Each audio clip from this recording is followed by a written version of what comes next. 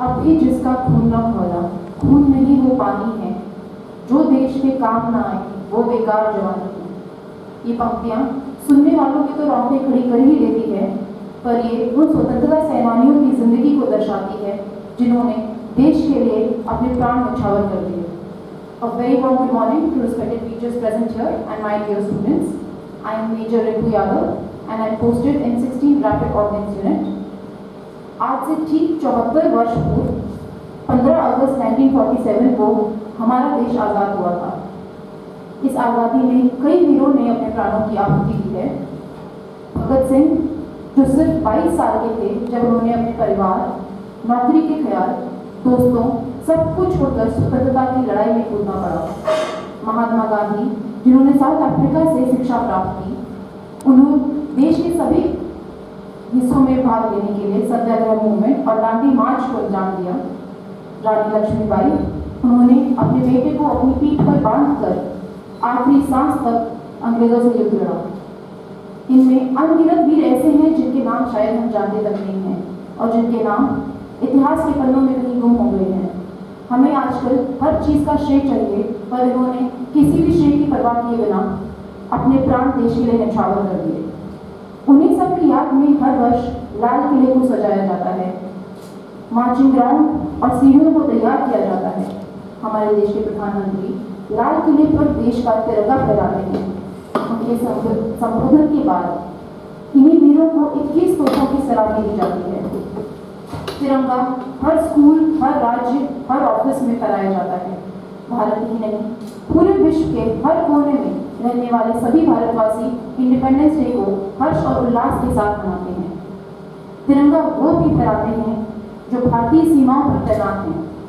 Independence day के दिन जो देशभक्ति की भावना भारतवासियों में होती है, उससे कहीं ज़्यादा इन सैनिकों को महसूस होती है, क्योंकि इन्हें गर्व है कि स्वतंत्रता के 74 वर्ष बाद भी देश के सभी नागरिक अगर चैन की नींद सो रहे हैं, वो इसीलिए क्योंकि ये 2400 घंटे सरहद पर तैनात हैं, हर मौसम, हर कठिनाई, हर मुश्किल का सामना करते हुए।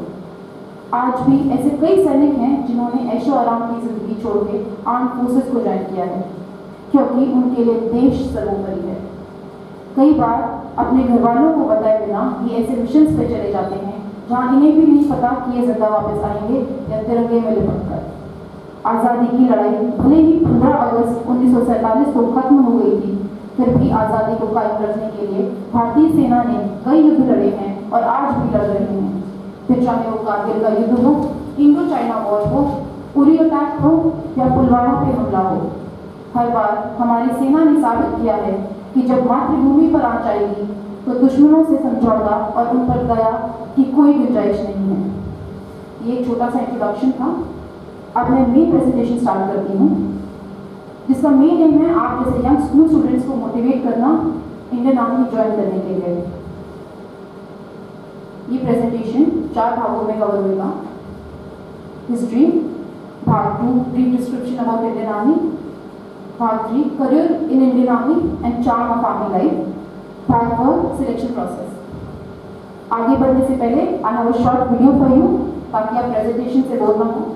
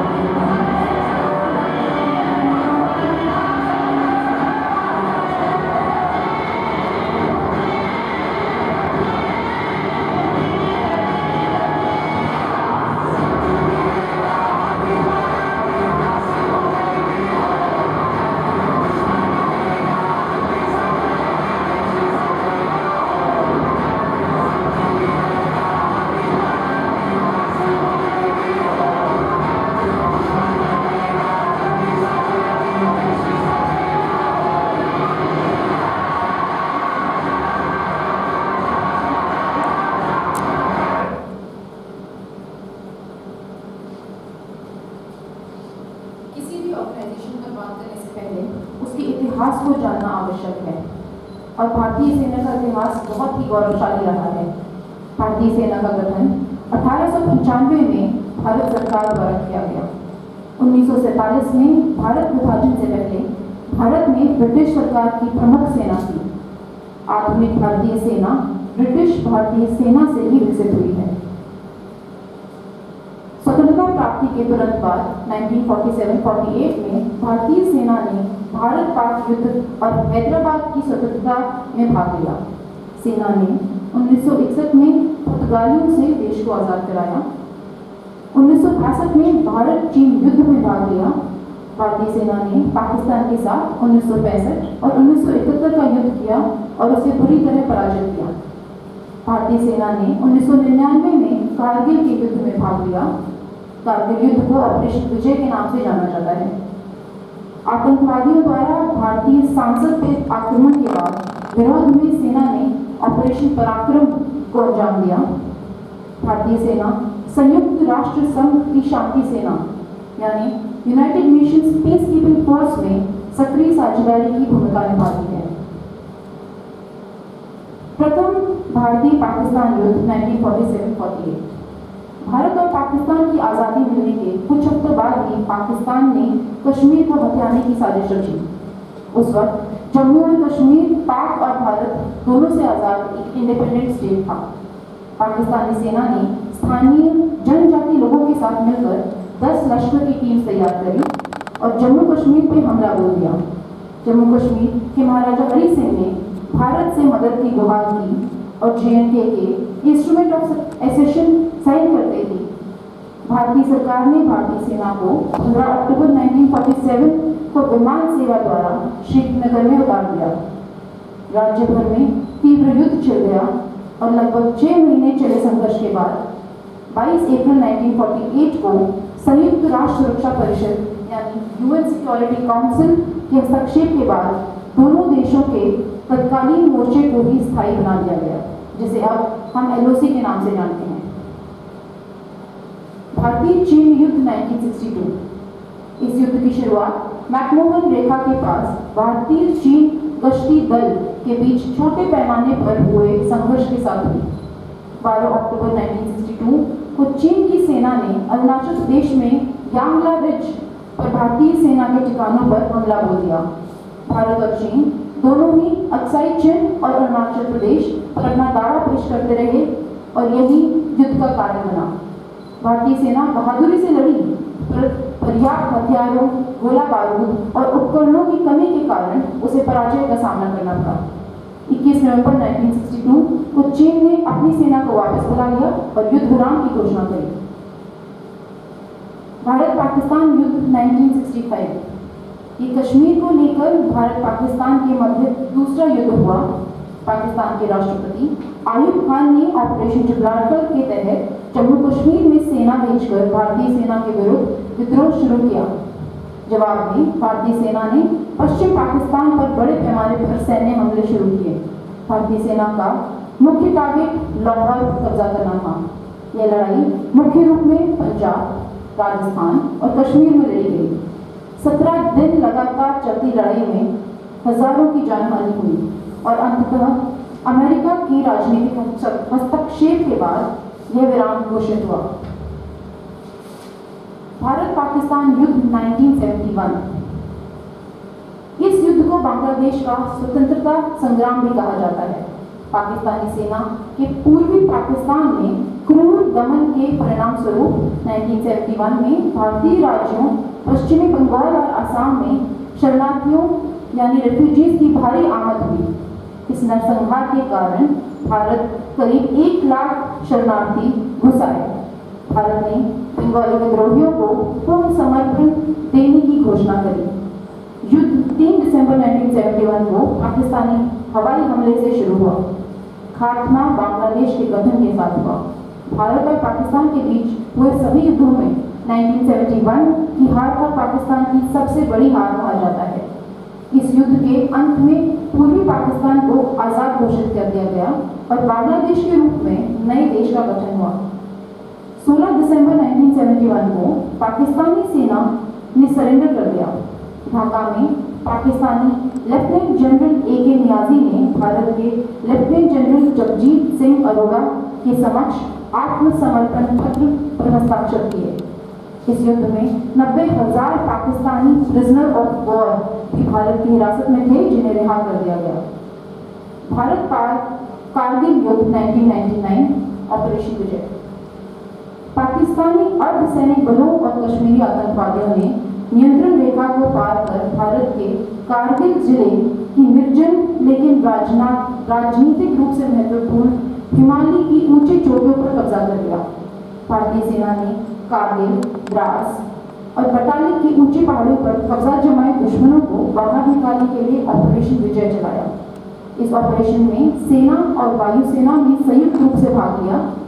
26 जुलाई 1999 को भारतीय सेना ने अपनी सभी चोटियों को दुश्मन से वापस प्राप्त किया और पाकिस्तान को सीमा पार वापस लौट जाने को मजबूर कर दिया।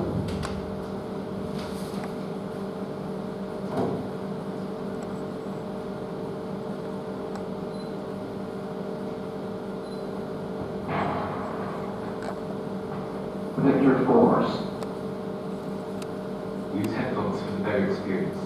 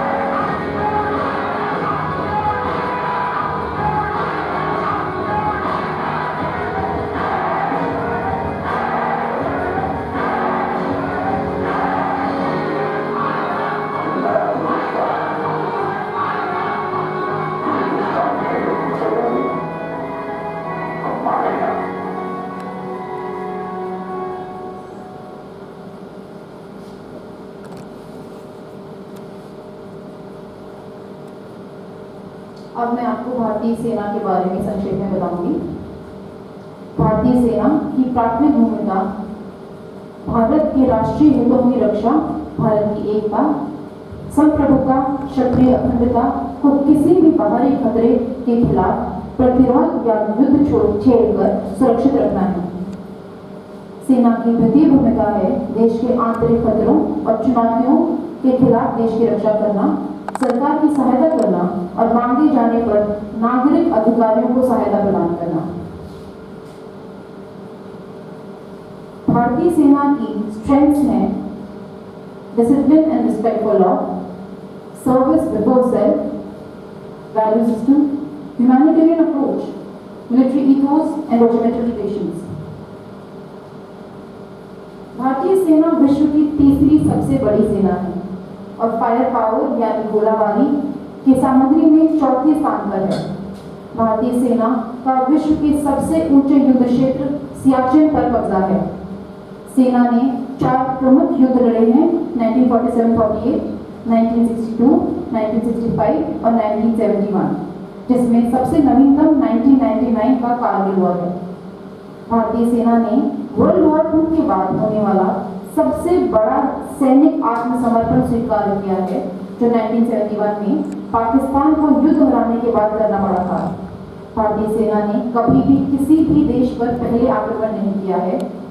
भारतीय सेना जिन सीमाओं पर तैनात है वो 5 अलग अलग देश से मिलती हैं, जो है चाइना, पाकिस्तान, बांग्लादेश, नेपाल और भूटान। और इन्हीं सीमाओं में सभी प्रकार के भूभागीय और जलवायु परिस्थितियां शामिल हैं। उत्तर में बर्फ से ढके पहाड़, दक्षिण में लंबी तटरेखा और द्वीप क्षेत्र, पूर्व में घनी वर्षा के कारण पर्वतीय जंगल और पश्चिम के रेगिस्तान। भारतीय सेना ने उत्तराखंड में आई बाढ़ के वक्त विश्व का सबसे बड़ा राहत कार्य ऑपरेशन राहत को अंजाम दिया। भारतीय सेना में ये वाली रेजिमेंट्स शामिल हैं: infantry, parachute battalion, special forces, mechanised infantry जो कि आर्मर और इन्फेंट्री का मिल है, armour corps, artillery.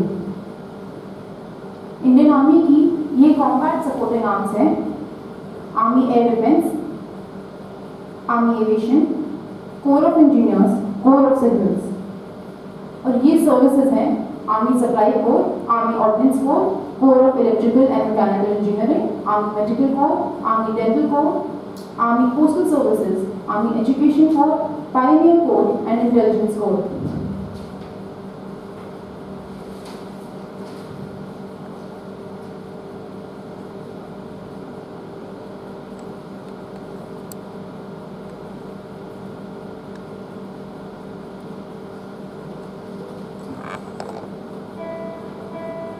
What are you looking at?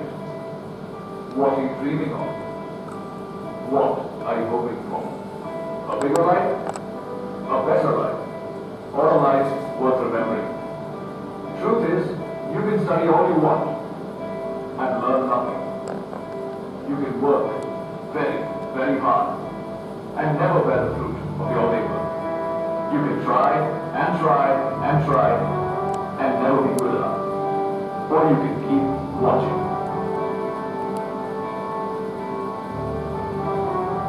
Because the next few minutes will show you a brief glimpse, not of the life you could lead, but of the one you should have.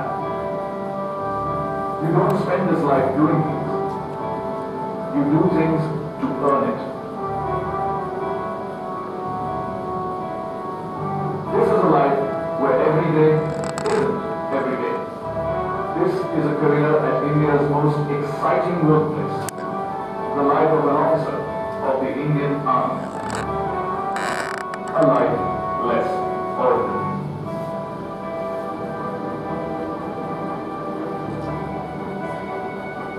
Here's where you begin.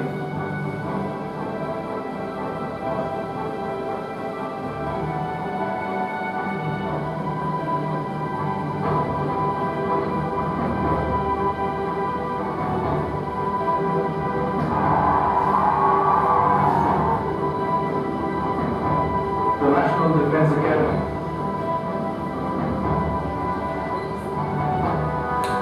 The NDA.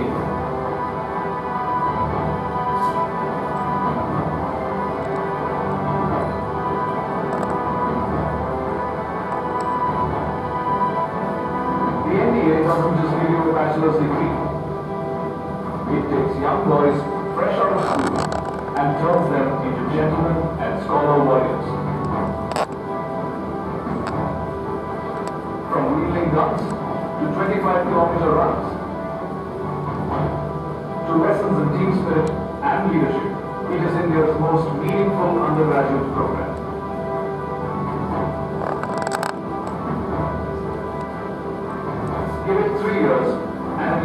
3 words to live by.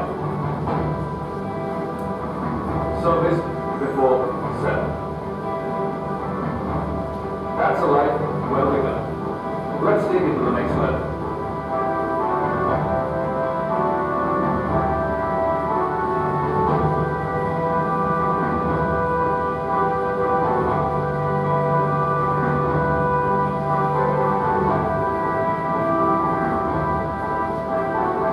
The Indian Military Academy, the IMA.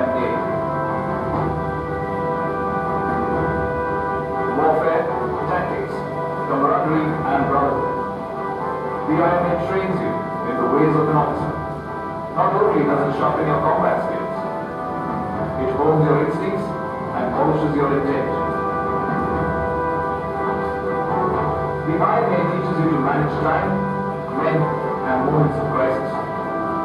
It turns aspiring soldiers into well-rounded gentlemen, armed with valor and wisdom. For the country, for life. And this life gives you a third chance to make it your own. The Officers Training Academy, the OTA, where both lady and gentleman cadets train for 49 weeks. Dedicate 10 to 14 years of youthful vigor to the nation as commissioned officers.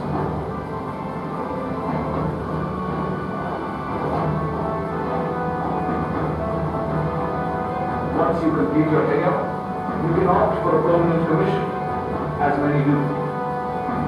But that's for later.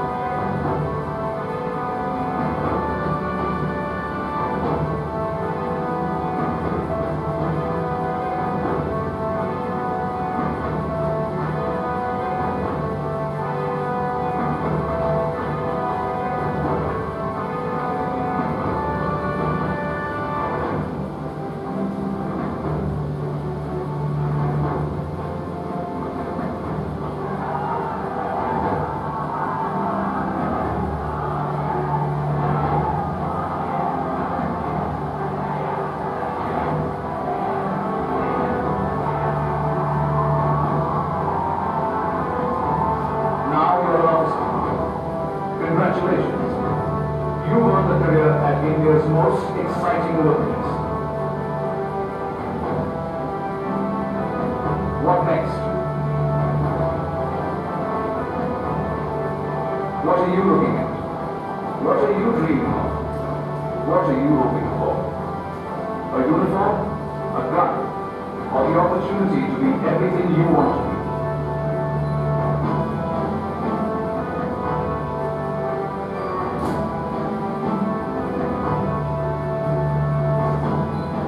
Army offers you the career you want to pursue.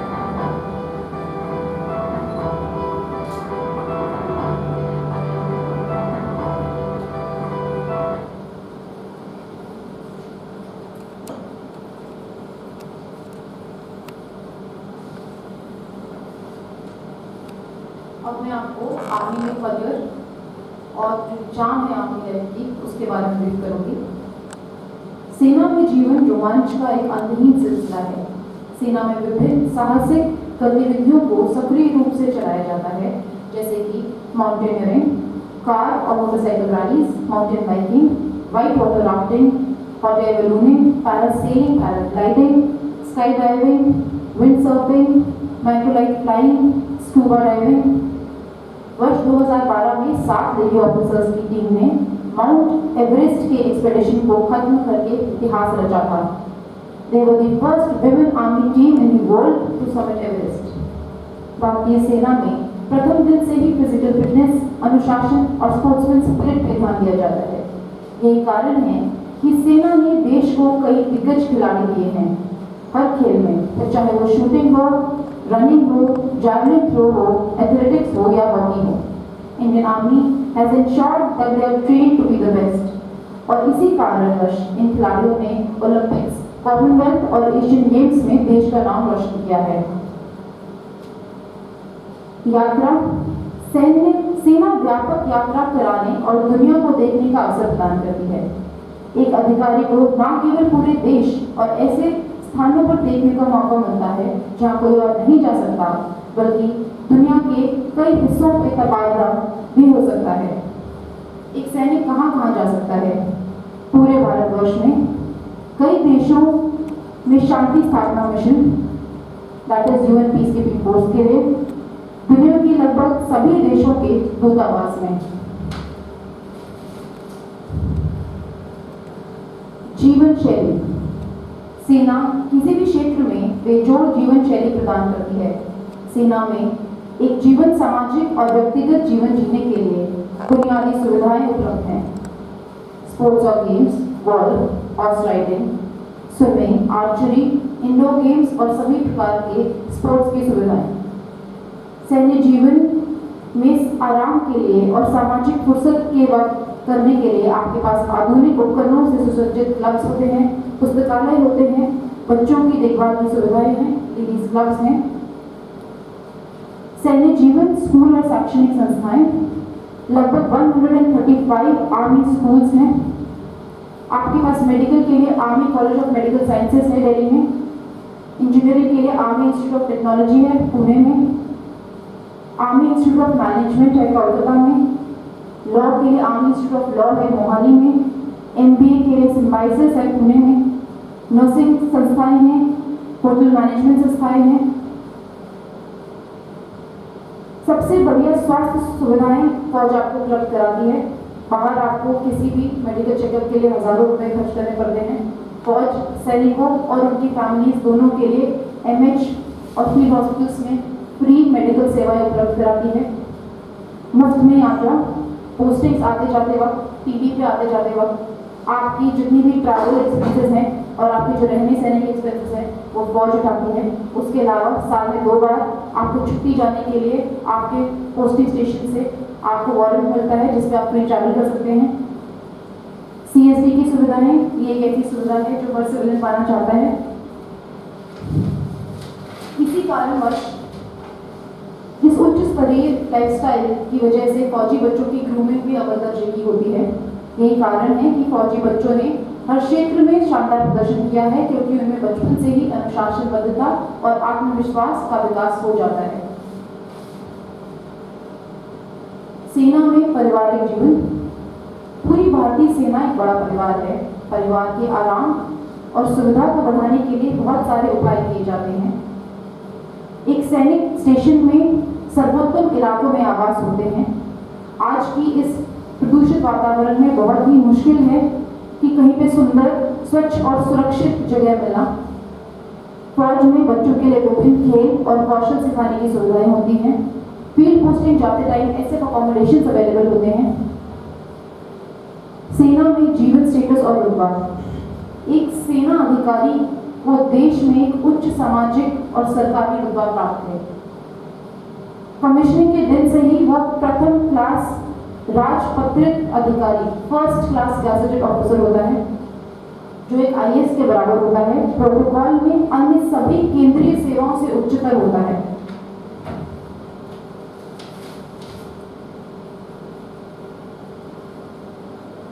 अब मैं आपको संक्षेप में बताऊंगी कि फौजी जिंदगी और सिविल की नौकरी में क्या फर्क है। अगर आपने गौर किया हो तो मैंने फौजी जिंदगी बोला है और सिविल की नौकरी बोला है, because army is not just a job, it is a way of life. इसमें आपको गुड पे मिलेगी, हो सकता है कॉर्पोरेट में आपको एक्सीलेंट पे का स्कोप हो, पर ये जो आपकी गुड पे है वो इतनी सफिशिएंट होती है कि आपको एक्सीलेंट पे की जरूरत नहीं पड़ेगी, क्योंकि आपके एक्सपेंसेस मिनिमल रहते हैं। एक इंसान के जिंदगी के खर्चे कहाँ कहाँ होते हैं? मेडिकल एक्सपेंसेस, स्कूल के एक्सपेंसेस, रहन सहन, खरीदने के लिए सामान, आपके पास फ्री एमएच है, सीएसडी पे सब्सिडाइज है जिस पर आपको सामान मिलता है, आपके पास आर्मी स्कूल्स हैं, आपके जो घर है उनका रेंट और इलेक्ट्रिसिटी चार्जेस बाकी सिविल रेट से काफ़ी कम है। हाई स्टेटस और वहाँ है पेड स्टेटस। हो सकता है बाहर की कॉर्पोरेट जॉब आपको मर्सिडीज और ऑडी दिला सके, अरमानी और गुच्ची के कपड़े दिला सके, पर जो चार्म एक यूनिफॉर्म में होती है वो और कहीं नहीं होती है। बाहर जाते हुए ऑडी को आप भले ही मुड़ के देख लेंगे कि उसके पास मैं एक दिन वो ऑडी खरीद सकता हूँ, पर जब जिप्सी में यूनिफॉर्म में एक अधिकारी जा रहा होता है तो उसके लिए दिल में इज्जत होती है। And that one officer wearing uniform with shades is very charming.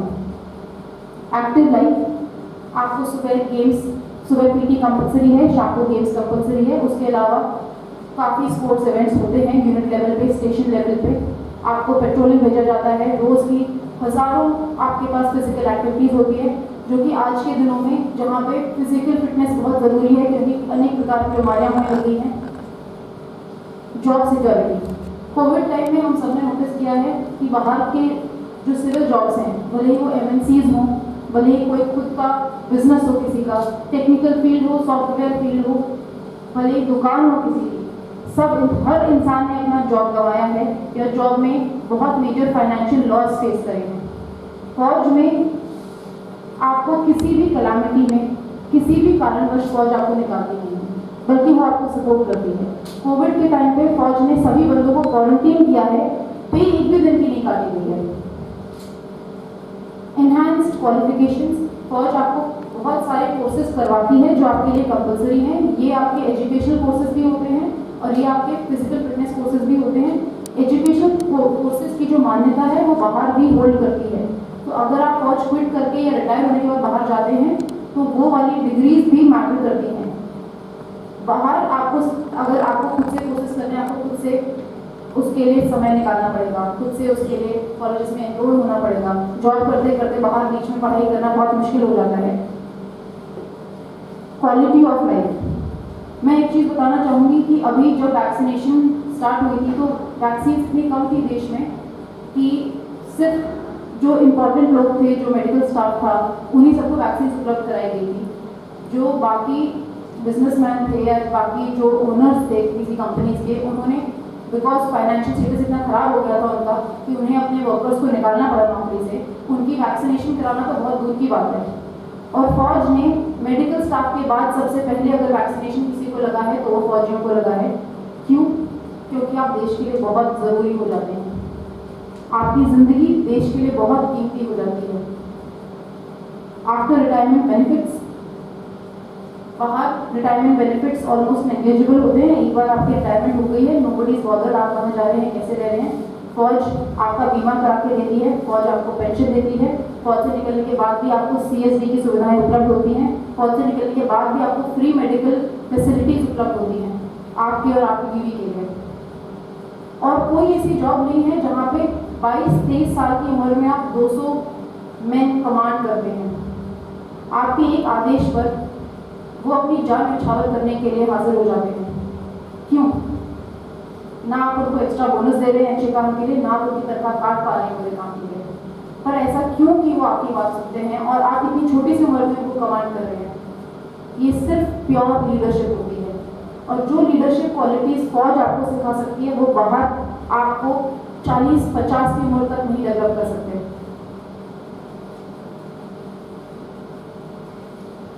जिन लोगों को लगता है कि फौज में इसलिए नहीं आना क्योंकि मरने का ज़्यादा खतरा बना रहता है, तो मैं ये कहना चाहूँगी कि मौत तो सबको आनी है, ये एक इनएविटेबल ट्रुथ है।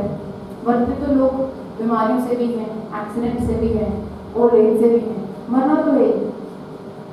तो क्यों ना इन लोगों की तरह अपनी जान न्यौछावर करें, क्योंकि उसको मरना नहीं कहते, उसको शहादत कहते हैं, और शहादत आपको अमर कर देती है। So you have an option to choose between life और अमर होने।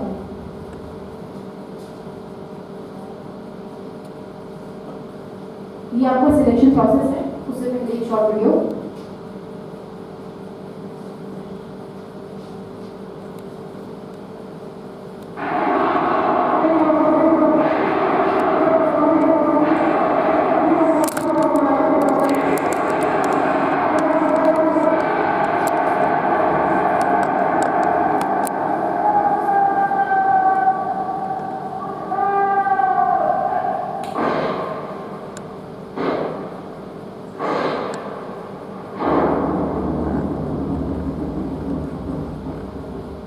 I'm an officer in the Indian Army. I'm son to two mothers. One bore me, but the other, my country. She made me. She made me the man that I am. And every time she calls, I shall hear and I sings to me in my hour of need.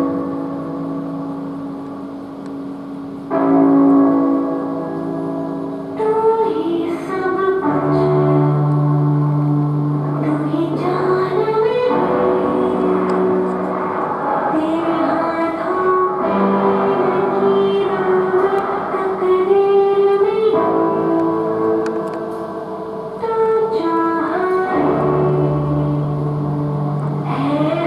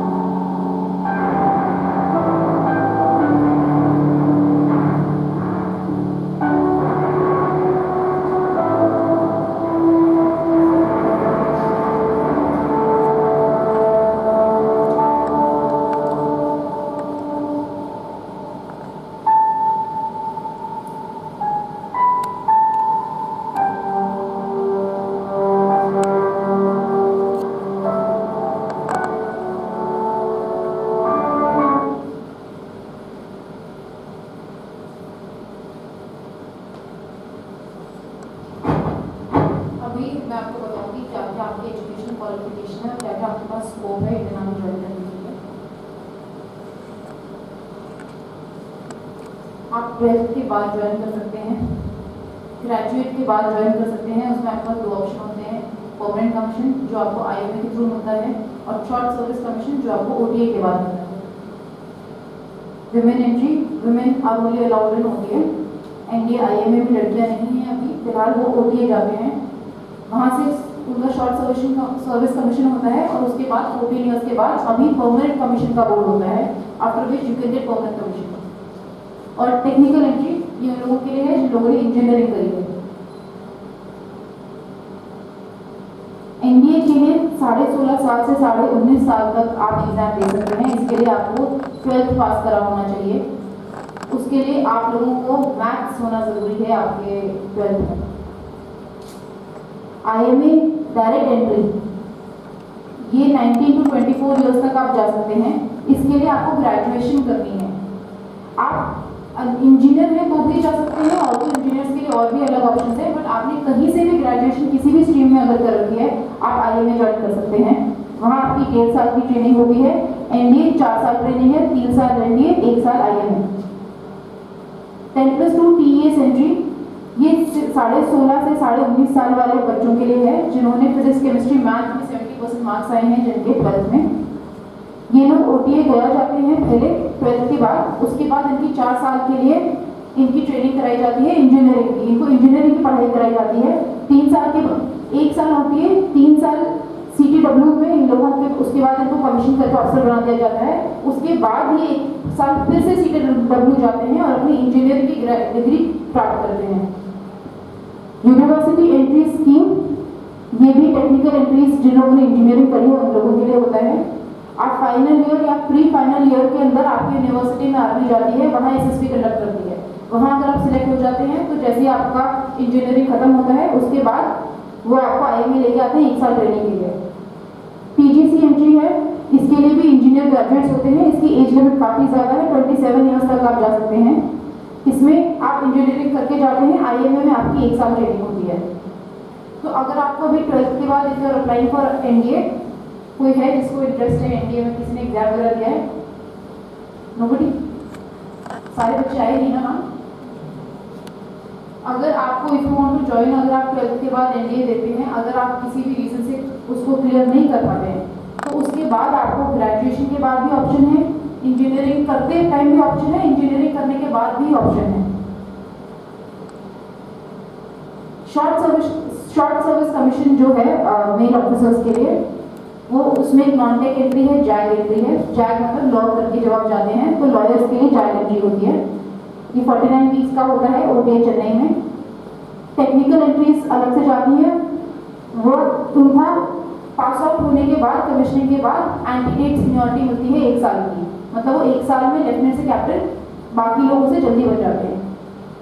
PGC entry जो है ये AEC के लिए होती है, army education core. इसके लिए आप MA करके जा सकते हैं और उसमें आपकी एजुकेशन कोर में एंट्री होगी। उसके लिए आपकी IMA में ट्रेनिंग होती है 1 साल की। AMC जो डॉक्टर्स हैं जिन्होंने MBBS करनी है, तो अगर आपने डॉक्टर बनने के बाद आर्मी ज्वाइन करनी है तो आपके पास 2 ऑप्शन है। एक परमानेंट कमीशन का जो AFMC arm forces medical school जो AFMC पुणे में है, वहाँ से एंट्री होती है, या आप OTS AMC सेंट्रल स्कूल में जाके भी शॉर्ट सर्विस कमीशन ले सकते हैं डॉक्टर बनने के बाद।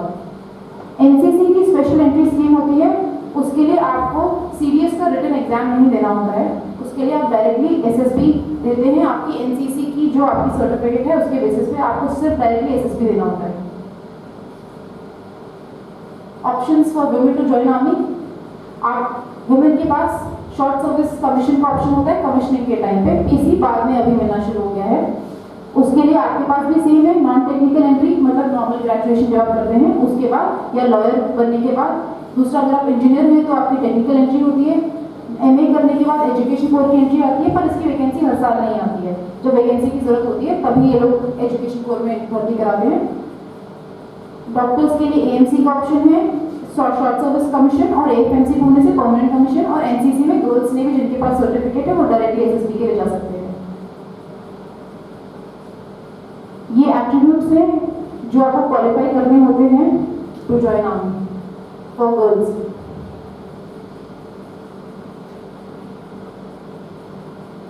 रिटन एग्जाम एनडीए का जो एग्जाम होता है उसके अंदर मैथ्स होता है 300 मार्क्स का, और 150 मार्क्स का आपका इंग्लिश और जनरल अवेयरनेस आता है। जनरल अवेयरनेस में physics, chemistry, geography, history, current affairs आता है, जनरल जीके वाले क्वेश्चन आते हैं। सीडीएस मतलब अगर आप ग्रेजुएशन के बाद जब ओटी जाने के लिए प्रिपेयर करते हैं तो आपको सीडीएस का एग्जाम देना होता है। सीडीएस एक यूपीएससी एग्जाम है। यूपीएससी आईएएस के लिए जितने भी स्टेट सर्विस एग्जाम है वो यूपीएससी कंडक्ट कराती है, और सीडीएस का जो एग्जाम है वो भी यूपीएससी ही कंडक्ट कराती है। इसमें आपका इंग्लिश, जीके और मैथ्स होता है। इसके अंदर बेसिक मैथ्स होता है और इंग्लिश और जीके प्रायोरिटी होती है। एसएसबी 5 दिन का सिलेक्शन प्रोसीजर है। ये किसी भी जॉब में भर्ती होने वाला सबसे लंबा प्रोसीजर है, बिकॉज बहुत सोच समझ के फौज आपको लेती है।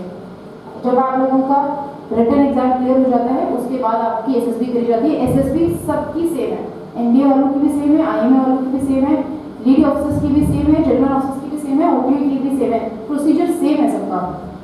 इसमें आपके स्टेज 1 में आपकी स्क्रीनिंग होती है। स्क्रीनिंग में आपके 2 टेस्ट कराए जाते हैं। एक होता है ऑफिसर्स इंटेलिजेंस रेटिंग टेस्ट। इसमें आपको एप्टीट्यूड वाले क्वेश्चन दिए जाते हैं, जैसे अगर उसकी उम्र 4 साल है, उसकी बेटी की 2 साल है, तो अभी उसकी उम्र क्या होगी, जो बेसिक एप्टीट्यूड क्वेश्चंस आपको कॉमन सेंस टेस्ट करने के लिए होते हैं। उसके बाद होता है आपका picture perception and discussion test. इसमें आपको एक पिक्चर दिखाई जाती है स्लाइड पे। इसमें everybody is going for SSB, उनको ये 2 टेस्ट कंपलसरी होते हैं। आपको एक पिक्चर दिखाई जाती है स्लाइड पे, उस पिक्चर के बेसिस पे आप एक स्टोरी लिखते हैं कि क्या हो रहा है इस पिक्चर में। उस स्टोरी के बेसिस पे फिर आप लोगों को ग्रुप डिस्कशन कराया जाता है, लोगों को बैठा के। फिर आपको ऐसे लोगों को कन्विंस करना पड़ता है अपने ग्रुप मेंबर्स को कि आपकी स्टोरी क्यों जायज है, why your story is the best amongst everybody who is written. जब आप स्क्रीनिंग क्लियर कर लेते हैं, अगर आपने स्क्रीनिंग नहीं क्लियर किया आप वापस घर चले जाते हैं, अगले टाइम दोबारा ट्राई करना। और अगर आपने स्क्रीनिंग क्लियर कर लिया तो आप स्टेज 2 के लिए जाते हैं। स्टेज 2 में एक होता है आपका साइकोलॉजिकल टेस्ट। साइकोलॉजिकल टेस्ट के पार्ट होते हैं टैग, थीमेटिक एप्रिसिएशन टेस्ट। इसमें आपको 11 पिक्चर्स दिखाई जाती है स्लाइड पे, और उस स्लाइड की 11 पिक्चर्स के बेसिस पे आपने again you have to write a story कि उसमें क्या हो रहा होगा। फिर होता है वर्ड एसोसिएशन टेस्ट। उसमें आपको 60 वर्ड्स दिए जाते हैं, 15 सेकंड का टाइम दिया जाता है। एक वर्ड के ऊपर आपको स्क्रीन पर फ्लैश करेंगे एक वर्ड 15-15 सेकंड के लिए। उसमें आपने उस वर्ड के ऊपर सेंटेंस बनाना है। आपने because I have cleared I can tell you don't have to make any sentence. ऐसा नहीं है कि मतलब इंग्लिश का एग्जाम हो रहा है, इंग्लिश एग्जाम नहीं है। They are checking your psychology कि आप हर वर्ड के साथ क्या कोई पॉजिटिव सेंटेंस बना पा रहे हैं, and you don't have to miss out on words in between. हो सकता है आप 60 के 60 वर्ड्स जो हैं वो उसके ऊपर सेंटेंस ना बना पाए क्योंकि टाइम कम है, बट अगर आपने बीच में कोई वर्ड मिस कर दिया सो दे विल जज on the basis of that कि उसने वो वाला वर्ड इसलिए मिस किया कि वो कंफर्टेबल नहीं है उस वर्ड के साथ। उसके बाद होता है आपका एसआरटी सिचुएशन रिएक्शन टेस्ट। उसमें आपको एक बुकलेट दी जाती है जिसमें 60 सिचुएशन है। जैसे कि उसमें अगर दिया होगा कि आपके फ्रेंड ने, आपको पता चला आपके फ्रेंड ने आपका पेंसिल बॉक्स चोरी कर लिया है, आप क्या करेंगे। ऐसे करके आपको 60 सिचुएशन दी जाएगी। Again they are checking you on your psychology, how are you going to react to these situations. फिर होता है सेल्फ डिस्क्रिप्शन, जिसके अंदर आपको अपने नजरिए से बताना होता है कि आपके पेरेंट्स, आपके भाई बहन, आपके फ्रेंड्स आपके बारे में क्या सोचते होंगे और आप अपने बारे में क्या सोचते हैं और आप अपने बारे में क्या इंप्रूवमेंट करना चाहेंगे। उसका आपको बैठने तो आप दूर बैठे होते। तो ये 4 टेस्ट आपके सिर्फ साइकोलॉजिस्ट चेक करता है। वहाँ सिविलियन साइकोलॉजिस्ट बैठते हैं जो बहुत ही क्वालिफाइड होते हैं।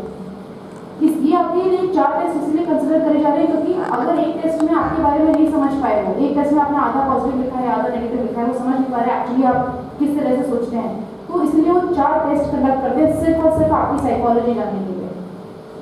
सेकेंड टेस्ट होता है आपका जो आउटडोर एक्सरसाइज में होता है, उसमें होता है ग्रुप डिस्कशन। ग्रुप डिस्कशन आज बोल रहा हूँ, आप लोगों को अपना अपना पॉइंट ऑफ व्यू रखना होता है, एक टॉपिक दिया जाता है आपको। फिर होता है प्रोग्रेसिव ग्रुप टास्क। उसके अंदर कुछ छोटे छोटे ऑब्स्टिकल्स होते हैं, उसको आपको क्रॉस करना पड़ता है अपनी टीम के साथ। बल्लीज, रोप्स, पट्टे आपको दिए जाएंगे, उसके बेसिस पे आपको क्रॉस करना है वो ऑब्स्टिकल। हाफ ग्रुप टास्क वो प्रोग्रेसिव ग्रुप टास्क की तरह होता है, पर उसमें लोग कम आधी टीम्स और बांट दी जाती है ताकि और आपको शॉर्ट ग्रुप में देख सके, स्मॉल ग्रुप में कि आप कैसे परफॉर्म करते हैं। फिर होता है IOT इंडिविजुअल ऑब्स्टिकल टास्क। इसमें 10 ऑब्स्टिकल्स इंडिविजुअली।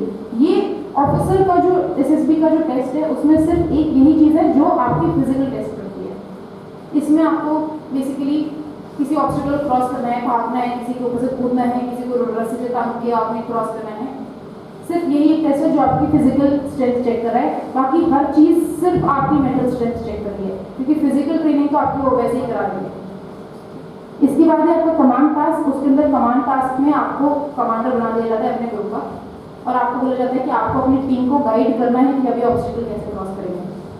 फिर होता है स्नेक रेस और ग्रुप ऑब्स्टिकल। इसमें आपको एक लंबी सी रस्सी दे देगी जिसको स्नेक बोल देंगे। आप सबको स्नेक को पकड़ के रखना है और बड़े बड़े ऑब्स्टिकल से आप सबको एज अ ग्रुप उस रस्सी को छोड़े बगैर उस ऑब्स्टिकल को क्रॉस करना है। जो ग्रुप सबसे पहले क्रॉस करेगा वो जीत जाएगा। ऑल्दो उसकी वजह से सिलेक्शन नहीं है कि वो they are not seeing how fast you are crossing the obstacle, they are seeing how are you reacting with your group while crossing the obstacle. आप लोगों को कैसे गाइड कर रहे हैं, आप लीडरशिप क्वालिटी कैसे दिखा रहे हैं, आप मोटिवेट कैसे कर रहे हैं अपने ग्रुप्स को। उसके बाद होता है एक आपका लेक्चरेट, जिसमें आपको 4 टॉपिक्स दिए जाते हैं, उसमें से किसी भी टॉपिक को सिलेक्ट करके आपको on the spot impromptu 3 minute के लिए बोलना होता है। फिर होता है पर्सनल इंटरव्यू। ये आपका आर्मी ऑफिसर्स होते हैं जो आपका एक पर्सनल कोई एक कर्नल होते हैं जो आपका पर्सनल इंटरव्यू लेते हैं। पर्सनल इंटरव्यू बहुत ही इंपॉर्टेंट है। इसके अंदर वो आपसे नॉर्मल क्वेश्चंस नहीं पूछते। इसके अंदर they will ask you about some GK question you might not know. आप उनको बोल देंगे कि मेरे को नहीं पता। एक होता है जवाब मेरे को नहीं पता और एक होता है जवाब मैं चेक करके बताऊंगा। वो आपको ये पूछेंगे कि आपकी वीकनेसेस क्या है, तो आप उनको बताएंगे ऑब्वियसली अपनी वीकनेस कौन बताएगा जब जॉब के लिए जा रहे हो। But they will keep on questioning you till you tell them what are your weaknesses as per you. क्योंकि जिस इंसान को अपनी वीकनेस पता होगी तभी वो उसके ऊपर इम्प्रूवमेंट कर पाएगा। समझे? एज अ JCOR अगर आपने फौज में भर्ती होना है तो उसके लिए क्वालिफिकेशंस, आप JCOs भी भर्ती हो सकते हैं और ORs भी भर्ती हो सकते हैं। अगर आपको OR रैंक में भर्ती होना है तो GD की एंट्री जो ग्राउंड ड्यूटी होती है, जनरल ड्यूटी, उनके लिए आपकी 17 से 21 साल की उम्र में 10th पास करना जरूरी है या 12th पास भी हो सकते हैं। सोल्जर टेक्निकल सोल्जर के लिए 12th pass, 40% in science, in PCM and English compulsory है ये सब्जेक्ट्स। क्लर्क और SPT के लिए 50% and 40% in English and maths. Soldier nursing assistant जो होते हैं 12th में 50% and 40% each in all subjects in science, English and इसमें बायो कंपलसरी होती है। जो सोल्जर ट्रेड्समैन होते हैं वो 10th पास भी हो सकते हैं, 8th पास भी हो सकते हैं। सोल्जर जो ड्रेसर होते हैं उनके लिए ड्रेसर्स कर दी है। ड्रेसर्स के लिए 12th में 50% and 40% in subjects of English and bio is compulsory.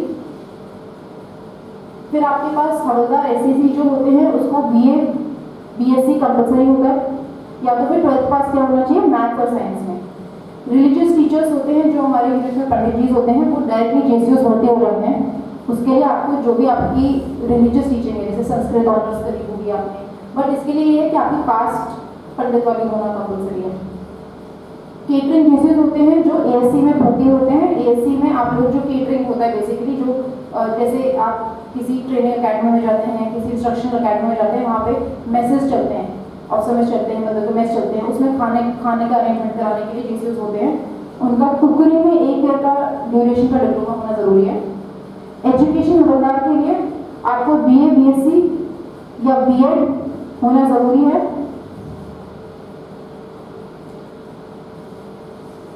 NCC certificates को एक्स्ट्रा मार्क्स दिए जाते हैं।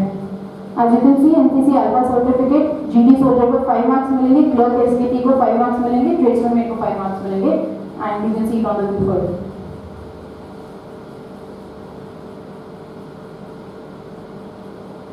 With this, I come to the end of my presentation. Any questions?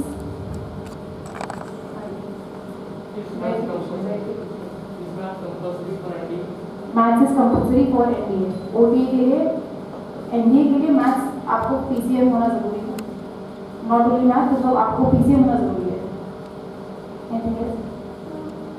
Can you start preparing for SSB now onwards?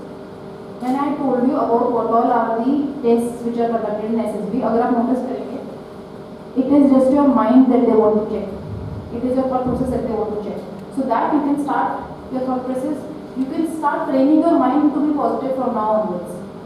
आप किसी चीज़ को देख के जो अपना रिएक्शन देते हैं, किसी चीज़ को देख के, अगर कोई मार्केट चल रही है उसको देख के आप रिएक्शन देते हैं, कोई ज़्यादा ज़्यादा रास्ते में गिर गया है बच्चा साइकिल से, आप उस पर रिएक्ट करते हैं, वो रिएक्शन आपका हेल्पफुल और पॉजिटिव करना आप अभी से शुरू कर सकते हैं, क्योंकि वो 5 दिन के लिए आप अलग इंसान नहीं बन पाएंगे।